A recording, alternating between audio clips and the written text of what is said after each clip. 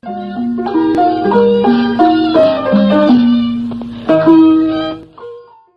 ်္ဂလာပါရှင်လိုက်စာ TV ရဲ့ဗုဒ္ဓဟူးညသတင်းတင်ဆက်မှုအစီအစဉ်ကနေကြိုဆိုလိုက်ပါတယ်ရှင်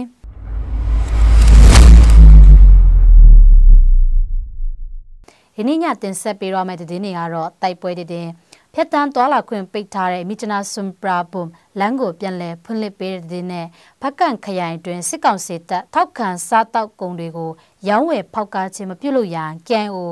ဖက်ကန့်ခရိုင်ကတတိပေးစာထုတ်ပြန်တဲ့တဲ့တွေကိုတင်ဆက်ပေးရမှာဖြစ်ပါတယ်ရှင်။ကျွန်မအုံခုံကြစင်ပါရှင်။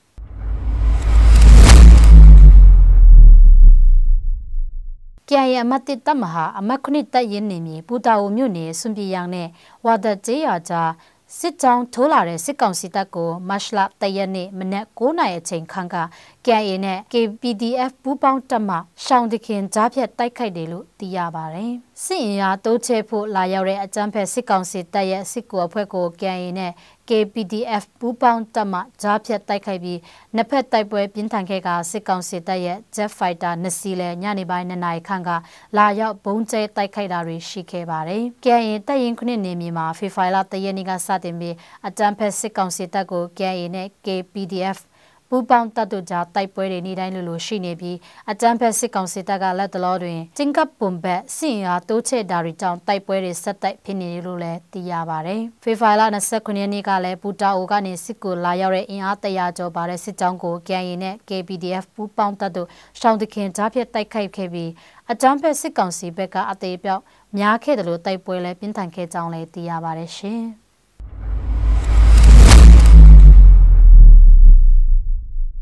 စစ်ရေးအခြေအနေကြောင့်ဖေဖော်ဝါရီလအတွင်းဖြတ်တန်းသွားလာခွင့်ယာယီပိတ်သိမ်းထားတဲ့မိချနာဆွမ်ပရာဘုံပူတာအိုလမ်းကိုမတ်လ2ရက်နေ့ကစတင်ပြီးဖြတ်တန်းသွားလာခွင့်ပြန်လည်ဖွင့်လှစ်ပေးကြောင်းဒေသကာကွယ်ရေးတပ်များမှသိရပါတယ်။ဖြတ်တန်းသွားလာခွင့်ပြန်လည်ဖွင့်လှစ်ပေးပေမဲ့73စီနဲ့ကုန်တင်ယာဉ်များကိုတာသွားခွင့်ပြုကြောင်းနဲ့ခရီးသည်ယာဉ်တွေကိုတော့သွားလာခွင့်ပိတ်ပင်ထားကြောင်းလည်းသိရပါတယ်။ကုန်တင်ယာဉ်များမှာလည်းတာမစ်ကုန်ပစ္စည်းတွေဖြစ်တဲ့စစ်ကောင်စီတပ်ရဲ့ကြောထောက်နောက်ခံအကျိုးတူလုပ်ငန်းဖြစ်တဲ့အရက်ဘီယာနဲ့အချို့စားသောက်ကုန်များမူရစ်ဆေးဝါးများစစ်ကောင်စီနဲ့ပတ်သက်တဲ့စစ်လက်နက်ပစ္စည်းကိရိယာများကိုတင်ဆောင်ခြင်းမပြုရန်တတိပေးထုတ်ပြန်ထားပါတယ်။ဖြတ်တန်းသွားလာခွင့်ကိုလည်းမနက်ပိုင်း6နာရီမှညနေပိုင်း9နာရီထိတတ်မှတ်ထားပြီးတတ်မှတ်ချက်တွေကိုလိုက်နာခြင်းမရှိပါကဖြစ်လာမဲ့ပြဿနာများကိုလုံးဝတာဝန်ယူမည်မဟုတ်ကြောင်း KIO ပူတာအိုခရိုင်နဲ့ဒေသကာကွယ်ရေးတပ်များကတတိပေးထားပါတယ်ရှင်။